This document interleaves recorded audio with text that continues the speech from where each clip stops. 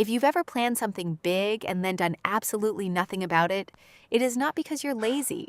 There's literally a neurological cycle happening in your brain that prevents you from pursuing your dreams. And in this video, I'll explain how it works and how to fix it. So, procrastination researcher Tim Pitchell has spent decades studying why people don't do the things that they promise themselves to do. And he found that procrastination is not a time management problem.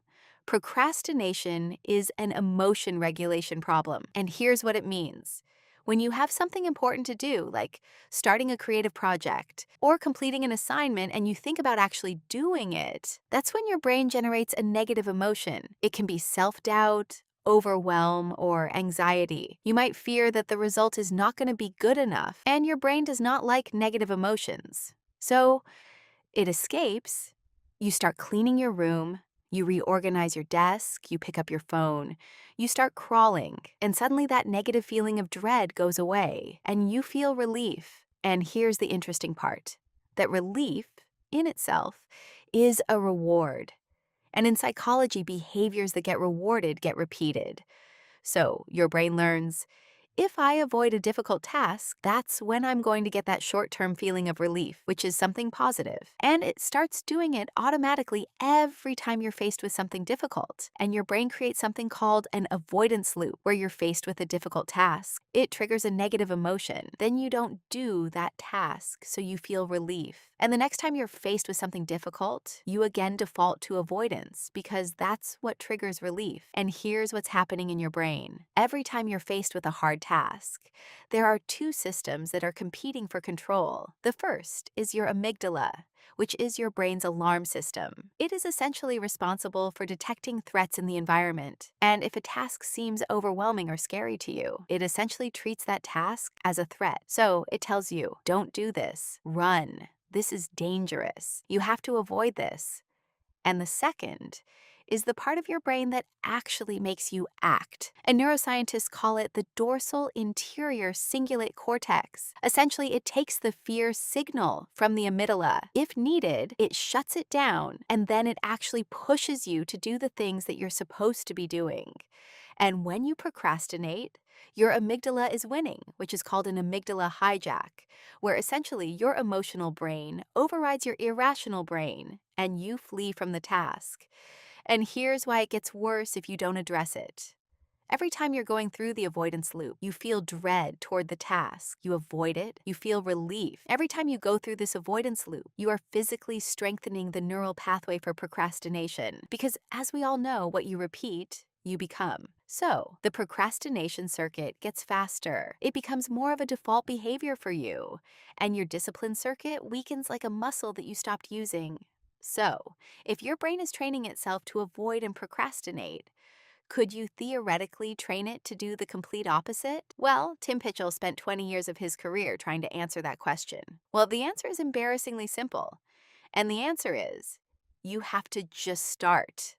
Just start. That's it. No need to finish it. No need to perform well. You just have to start the task for 5 to 10 minutes and not think about the outcome. Essentially, you have to learn to interrupt the avoidance loop. And here's how you do it. Step number 1 is to catch it and name it. When you notice yourself procrastinating and you notice yourself avoiding something, think about the emotion you're experiencing. Are you feeling overwhelmed? Are you feeling anxious? Are you afraid that your result is not going to be good enough? Just naming that emotion is enough for you to switch from your emotional mind back into your rational mind. And step number 2 is to make your task stupidly small. Essentially, think about what is the tiniest possible action you can set for yourself as the goal, just to make at least a little bit of progress.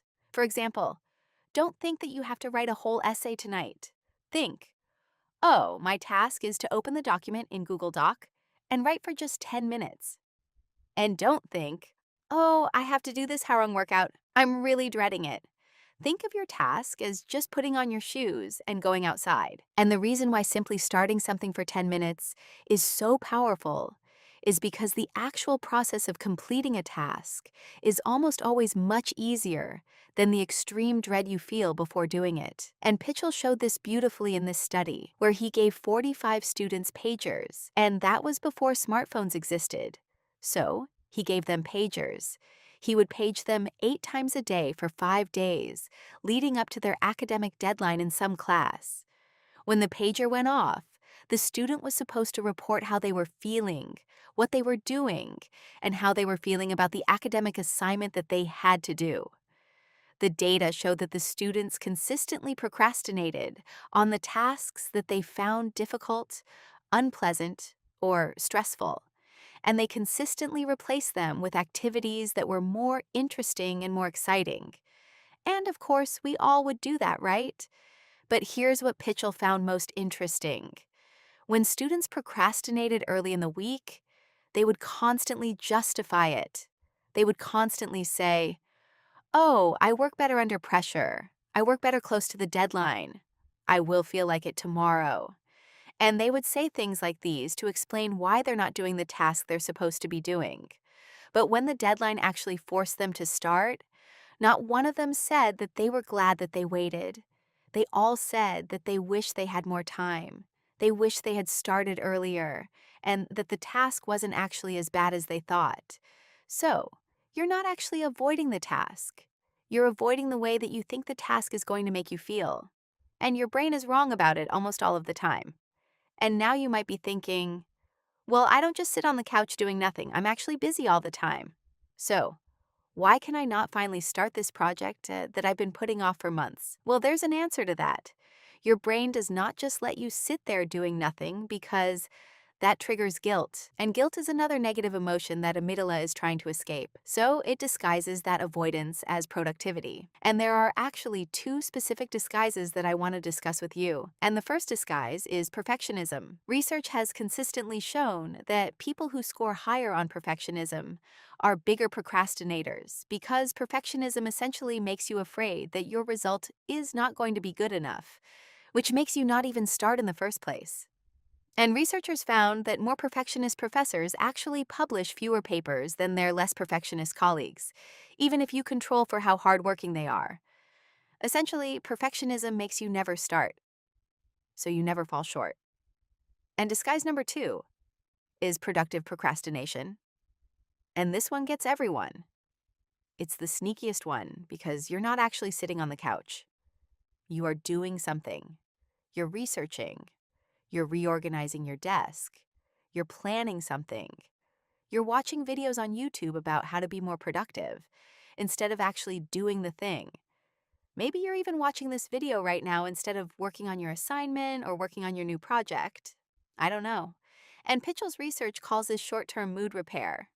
When a real task triggers anxiety, overwhelm, or some negative emotion, your brain essentially decides to swap it for a safer and less risky task that is still going to give you some sense of accomplishment when you finish it, but without any risk of failure or judgment, because that task is going to be less high stakes. Like instead of writing an essay, you spend an hour color coding your notes. Or instead of applying to jobs, you spend hours perfecting your resume for the 5th time. And instead of starting a business that you've dreamt of starting for years, you read 10 books on how to start a business. So you feel like you're making some progress, but the actual scary task that you actually have to do hasn't moved an inch. And again, remember, you're not actually avoiding the task. You're avoiding how you think the task is going to make you feel. But when you actually start doing it, you realize that the dread of starting is much worse than doing it most of the time. So, now you know what the avoidance loop looks like, how your brain disguises it, and how to break it.